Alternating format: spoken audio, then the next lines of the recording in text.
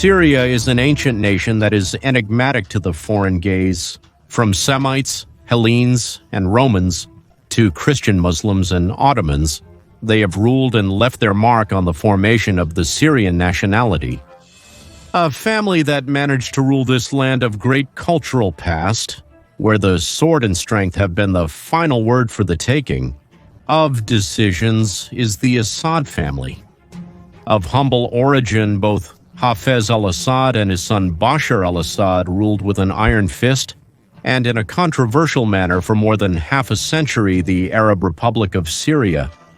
After decades of wars and coups d'etat, the Assad Dynasty led a period of considerable stability and economic development for Syria, but also of intrigues, repression, and conflicts that would lead to a fierce civil war, with Syria also being intervened as a center of disputes of the United States, Russia, Israel, Turkey, and other interests.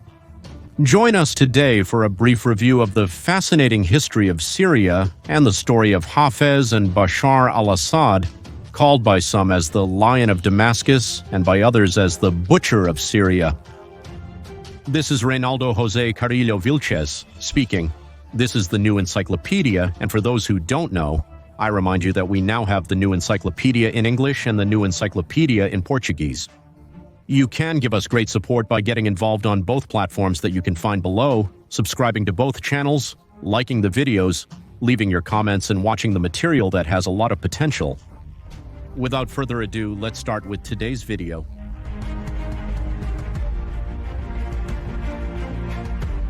To talk about the Assad family that ruled Syria for over 50 years, we first need to discuss the history of this ancient region. The territory of what we know today as Syria is part of the historical region known as the Fertile Crescent. In this land, populated by Semitic groups since at least 3,500 BC, Akkadians, Hittites, Egyptians, Phoenicians, Arameans, Assyrians, and Neo-Babylonians would fight over the next centuries for control of the territories of what is now known as Syria. This land would later be part of the Persian Empire, then Alexander the Great's empire, and then the Hellenistic Empire of General Seleucus I, who founded the city of Antioch and titled himself as the King of Syria, a term that would be a distorted form of Assyria, which was the term the Greeks used to refer to that country. A couple of centuries later, by 64 before Christ, Syria would now be annexed as part of the Roman Republic, now as a Roman province, inhabited mostly by people of Aramaic ethnicity and language, but also Assyrian and Greek.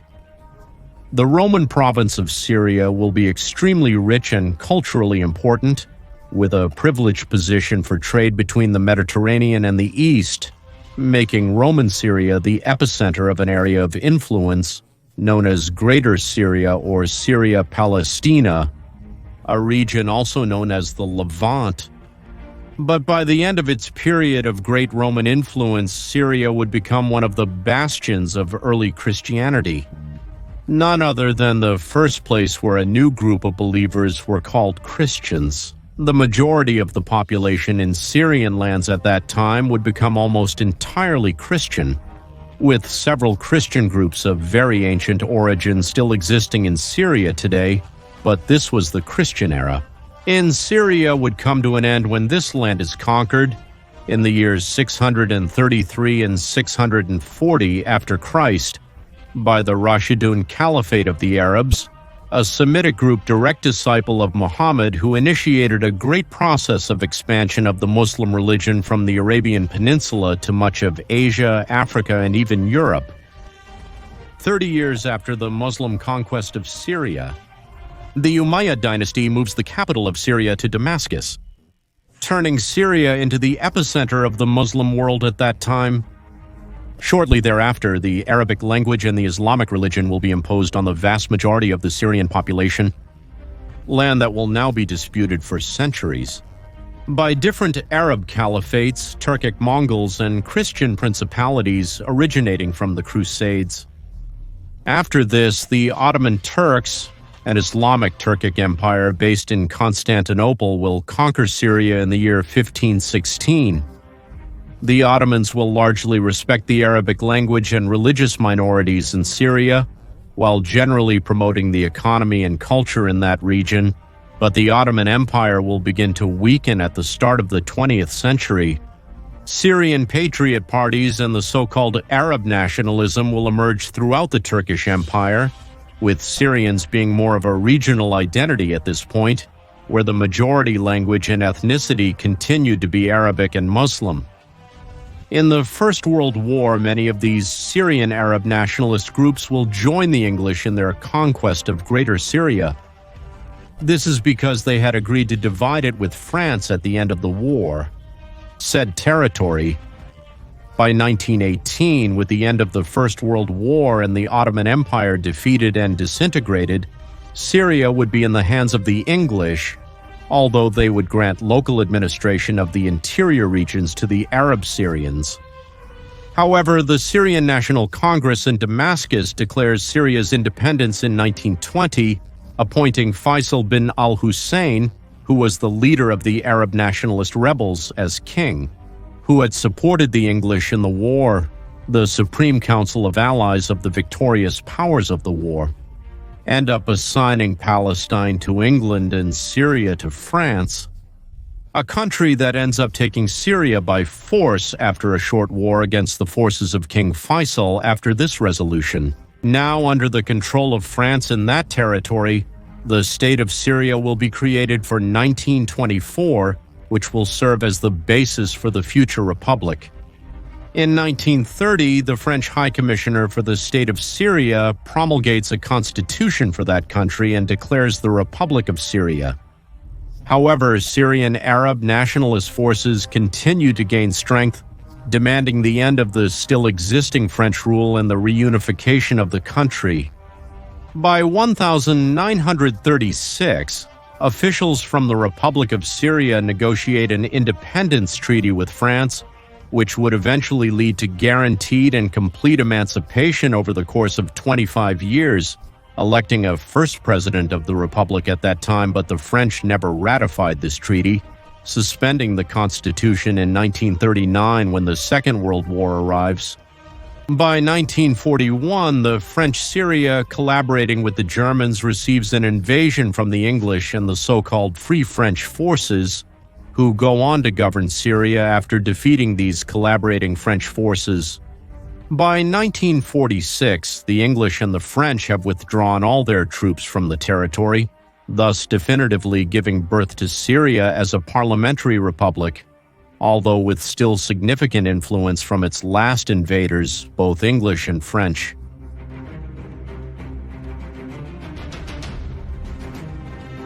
The new state of Syria will inherit a socially and religiously heterogeneous population, with a Sunni Muslim majority of over 60%, who are the ones who form and lead the new government, as well as with significant minority groups of Alawites, who were members of a branch of Shiite Islam, by Druze groups as well, which was another heterodox sect of Islam, and also, as we said, by various diverse Christian groups.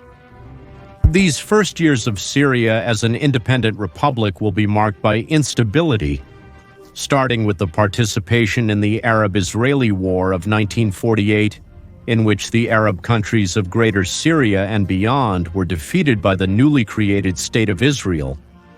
The defeat in this war, seen by sectors of the country as a humiliation, led to successive coups d'état in Syria between 1949 and 1954, and overthrows of presidents during these years. Power is increasingly concentrated in the army, where members of the Syrian branch of the so-called Arab Socialist Ba'ath Party, or Party of the Resurrection, are gaining a lot of influence. This party, founded in Syria in 1947 as a branch of an international party, claimed to be, quote, nationalist, populist, socialist, and revolutionary. This party supported a secular state, although it defended the heritage of national and Islamic traditions. It also supported Pan-Arabism, which was an ideal of uniting all Arab peoples into one nation, and said party was also socialist, in a non-Marxist sense, as it rejected class struggle but supported the nationalization of industries unionization, and agrarian reform while defending the rights to private property. Also having in almost all Arab countries where this party was founded an open and vocally anti-capitalist rhetoric, anti-Marxist and anti-Zionist, which makes the Ba'ath Party of Arab socialism closer to the so-called third position than to the traditional left. At that time, Syria was ruled in the 50s by a pan-Arab nationalist group, although it was not from the base of Arab socialism. The Ba'ath Party was gaining quite a bit of influence in Syria in those years, but its time to take over the central command of the country had not yet arrived. In turn, during the 50s, Syria becomes one of the many strategic spaces where world powers dispute their hegemony in the Cold War. It was no longer just the old French or English influence, but the United States and the Central Intelligence Agency were actively intervening in Syrian politics, which later also becomes a center of dispute of Soviet interests, Turkish interests, and the interests of the State of Israel, particularly with the bordering country of Israel. Since the creation of both states, the relationship between Israel and Syria has been one of continuous war and hostility to this day. On the other hand, in Egypt, the phenomenon of Gamal Abdel Nasser emerged, leader of the Ba'ath Party of Arab Socialism in Egypt, who had become president of that nation and who was seen as a strong pan-Arabist, anti-imperialist, and Arab socialist leader, not only throughout the Arab region but throughout the world. This phenomenon led pan-Arabist sectors in Syria to advocate for unification with Egypt. So by 1958, Syrian President Shukri al-Quwatli would sign with Gamal Abdel Nasser of Egypt the unification of both countries into the so-called United Arab Republic. But this union caused discontent in certain military sectors of Syria that ended up staging a coup led by Lieutenant Colonel Abed al-Karim, who ends up proclaiming in 1961 the creation of the so-called Arab Republic of Syria, thus giving rise to the current form of the Syrian state. In this new Arab Republic of Syria, between 1961 and 1963, there will be numerous episodes of political instability, originating from the internal struggle between factions which will eventually culminate with the March 8th Revolution, a coup in which the Ba'ath Party of Arab Socialism that dominated the army and had considerable support in the lower middle classes and in religious minorities ends up deposing the head of state and installing the National Council of the Revolutionary Command, made up mostly of Ba'athist members, one of them named Hafez al-Assad. But after 3 years of this government, by 1966, internal ruptures between the more traditional wing and the more socialist wing of the party led to a new coup in which General Salah Jadid established a government of radical socialist cut, instituting economic measures closer to communism. This 1966 coup, in which Hafez al-Assad also participates, will also lead to an overthrow of the traditional and historical leadership of the Ba'athist Party. But this situation is going to generate a political crisis that a few years later, as we are going to tell you, will end with the installation in power in Syria of this 41-year-old man named Hafez al-Assad.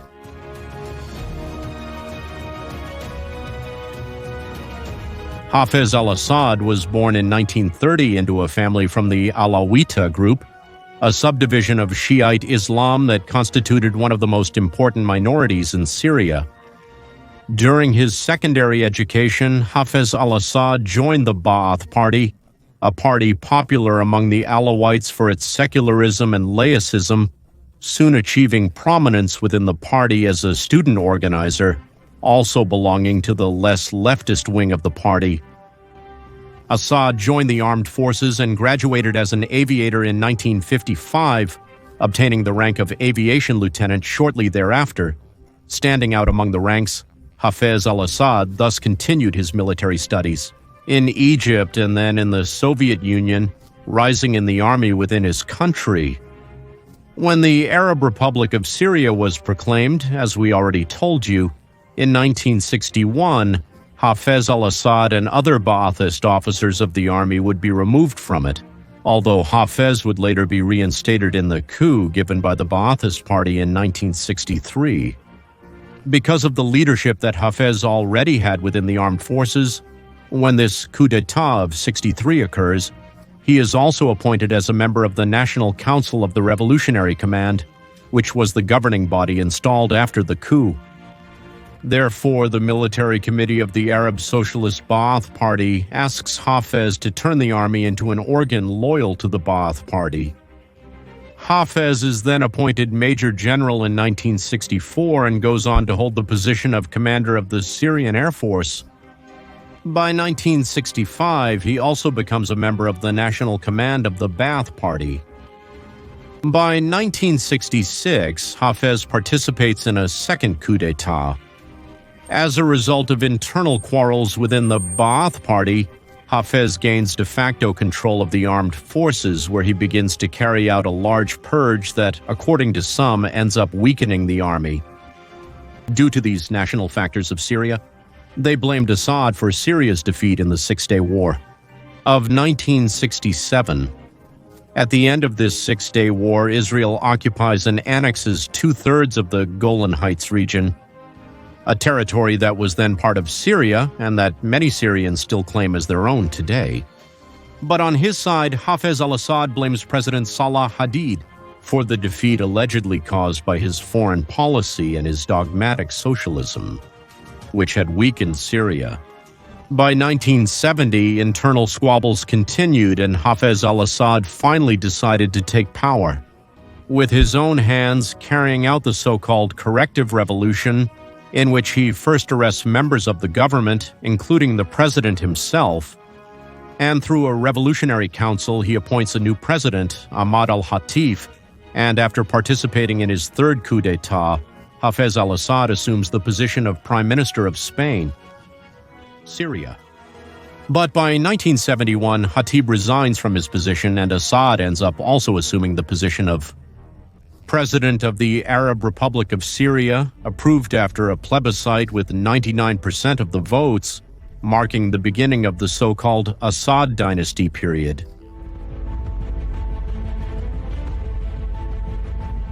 Hafez al-Assad, the new president of Syria, begins his government by creating the Progressive National Front in 1972. This was a coalition of Arab socialist parties and some Marxists who accepted the political supremacy of the Ba'ath Party and banned all other parties to their left or right. By 1973, a new constitution is approved that defines Syria as a strictly secular socialist and democratic republic. This constitution would be Hafez al-Assad's attempt to stabilize Syria after decades of civil wars. In it, the president will be a candidate proposed by the Ba'ath Party and approved by parliament, then confirmed in popular elections for a term of 7 years with no term limit, having the power to appoint vice presidents and ministers. He is also the general secretary of the Ba'ath Party, giving him effective control over all state powers.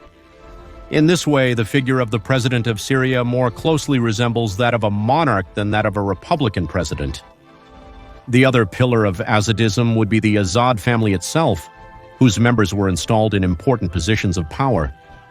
In this way, the Alawite group will be established as the predominant group in the structure of this Syria of Assadism, causing some discomfort among the Sunni majorities of the country, which will increasingly manifest over time.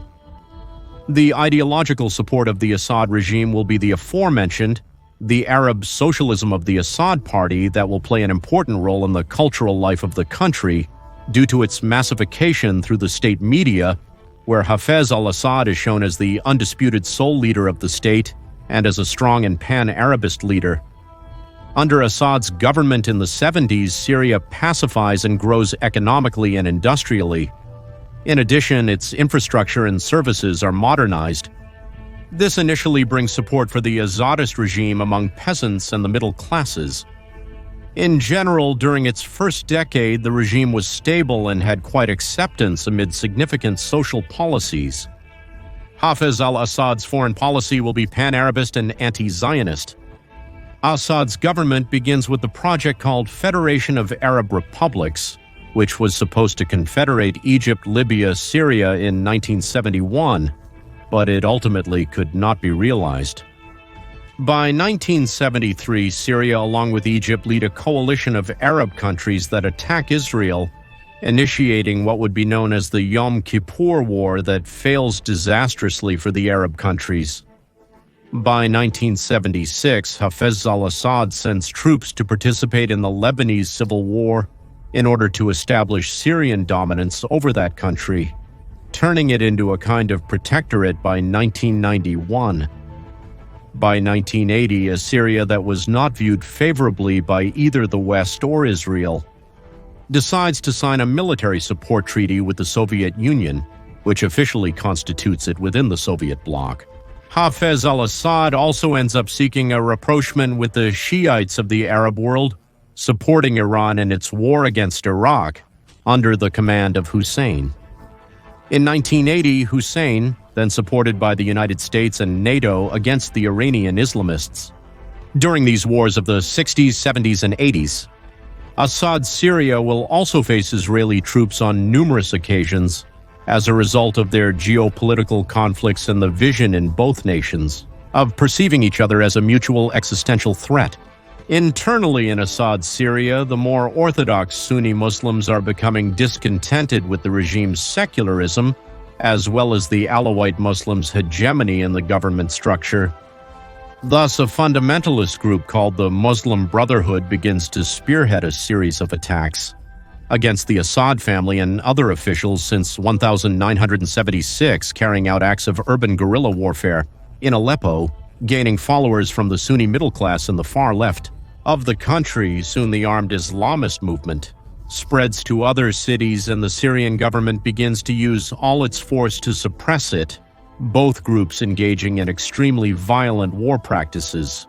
But the uprising of the Muslim Brotherhood is going to be quelled by the government, finally in 1980, and too with the so-called Jama massacre, in which the Syrian government quashed the last dissident focus through the massacre of between 10,000 and 40,000 inhabitants of the city of Jama, which served as a stronghold for the Islamists. Assad continues in his persecution of all dissent, eventually allowing him to govern virtually without opposition. However, after this first decade of stabilization and economic development, the 80s in Syria are going to be marked by a great economic crisis, both due to external factors and the growing inefficiency of certain measures and increasing government corruption, which, coupled with religious quarrels within the country, were encouraging the discontent of the national population. And during the 90s, during Hafez Salazad, well, he himself managed to recover from this economic crisis, achieving several good years at the beginning of the 90s and an increase in oil exports. However, during the rest of the 90s, it will have moments of decline. In turn, the Assadist government is moving away from pan-Arabist ideas, and as the Soviet Union openly disintegrates at the end of the 80s, the Assad government is also getting closer to the United States and Western countries. An example of this is the support that the UN gives to the United States and the West against Iraq in the Gulf War of 1990. Doubts about who was going to succeed Assad in power in the position would also be of importance in the country during the 90s. And then after a series of events that we are going to narrate, Hafez al-Assad ends up anointing as his successor to his youngest son, Bashar al-Assad, to then die of a heart attack in the year 2000. Bashar al-Assad, the heir to the Assad Dynasty, was born in 1965, having an older brother named Basil, a brother that Hafez al-Assad had secretly prepared to succeed him in the position of president of Syria. Unlike his brothers, being the youngest son, Bashar never cared about politics or the military.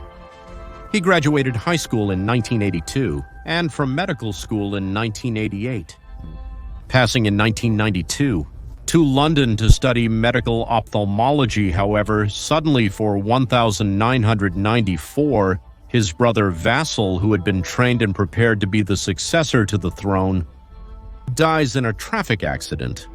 So Hafez al-Assad ends up choosing his son Bashar as his successor, starting a late his inevitable political preparation.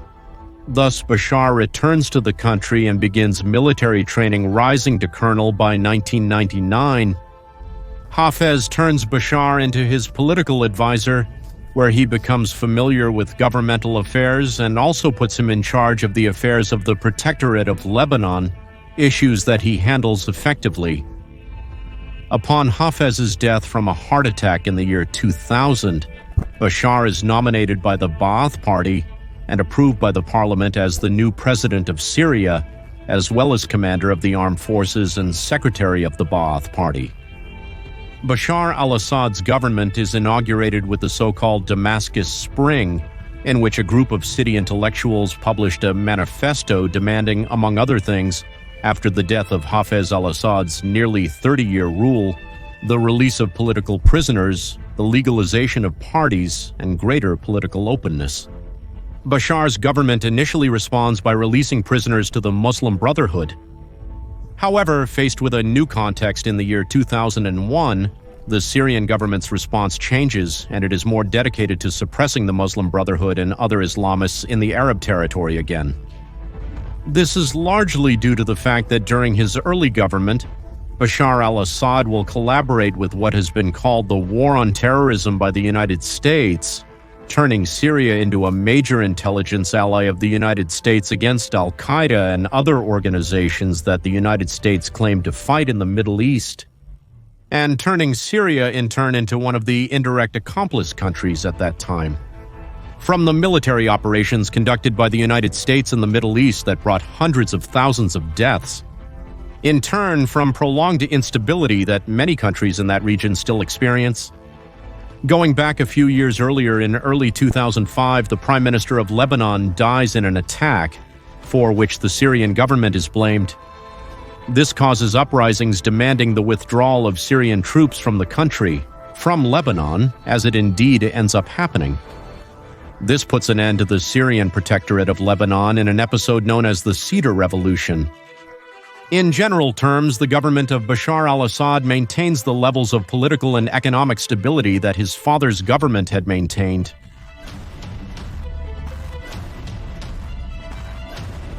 However, by the year 2010, the famous Arab Spring begins, a series of protests and rebellions that occurred successively in different Arab countries in opposition to their governments.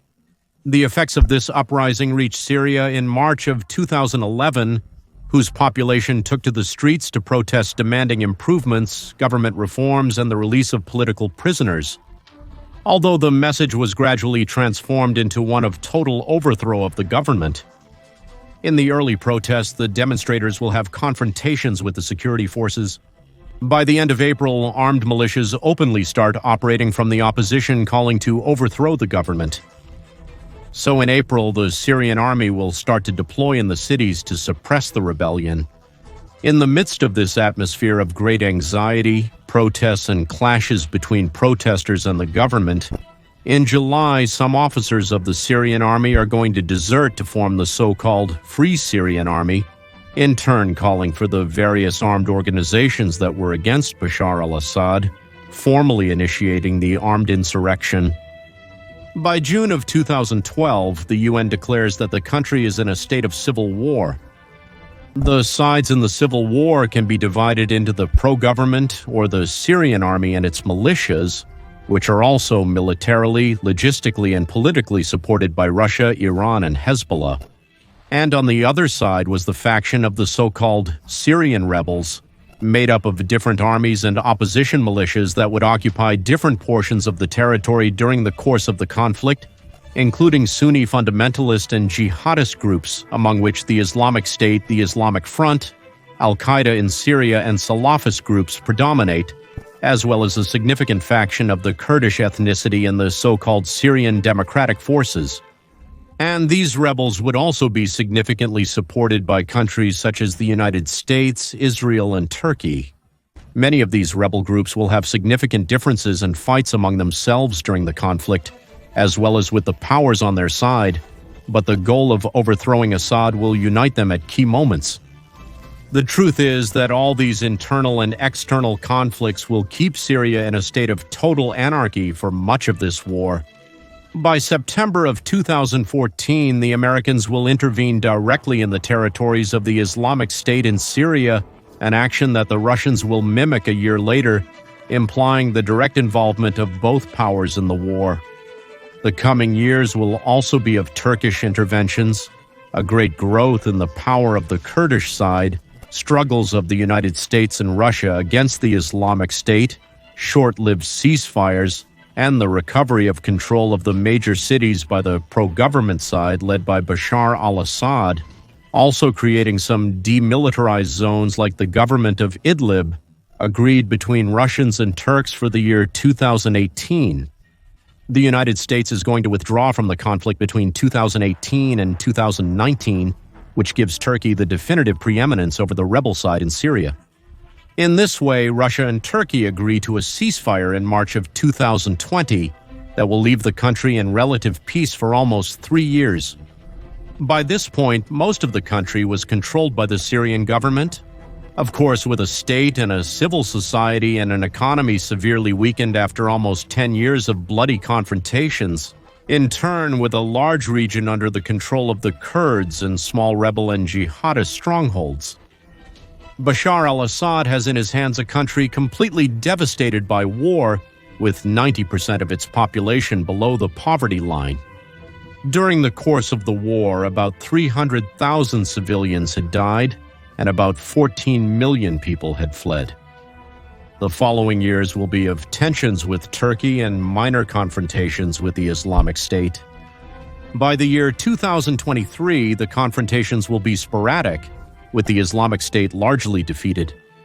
However, according to what we know as of the date of this video's publication, already by the end of 2023, the rebel forces gathered around the so-called HD, which is a fusion of Syria's al-Qaeda with other Islamic fundamentalist groups, planned an organized attack against the city of Aleppo, taking advantage of the Syrian government's defenselessness caused in part by the Ukraine war and Iran's conflicts with Israel that kept its main allies like Russia and Iran busy with other matters. The operation is finally launched in a relatively surprising manner. On November 27th of the year 2024, with small offensives and the Syrian government practically handing over power peacefully, as it did not put up any resistance, nor did it battle against the rebels. By November 29th, the rebels enter Aleppo and conquer the city by the next day, and then surround Damascus by December 7th and enter it with minimal resistance, announcing that a transitional government will be installed, presided over by Prime Minister Mohammed al-Bashir, who until a few years ago was considered a dangerous Islamist jihadist wanted by American justice. Bashar al-Assad and his family fled Damascus on December 7th and were received under political protection in Moscow by the government of Vladimir Putin. Thus ended for the time being the government of more than 50 uninterrupted years of the Assad Dynasty in Syria. But in the new Syria, there will be multiple groups facing each other. Whether it's the definitive end of the civil war or even the definitive end of the Assads, only time will tell. Thank you all very much for watching this video. I hope you liked it, and I remind you that below you can get the new encyclopedia in English and the new encyclopedia in Portuguese. Like all the videos on those channels, share it with your acquaintances, watch the material that is really worth it, and subscribe to both platforms. Thank you all and God bless.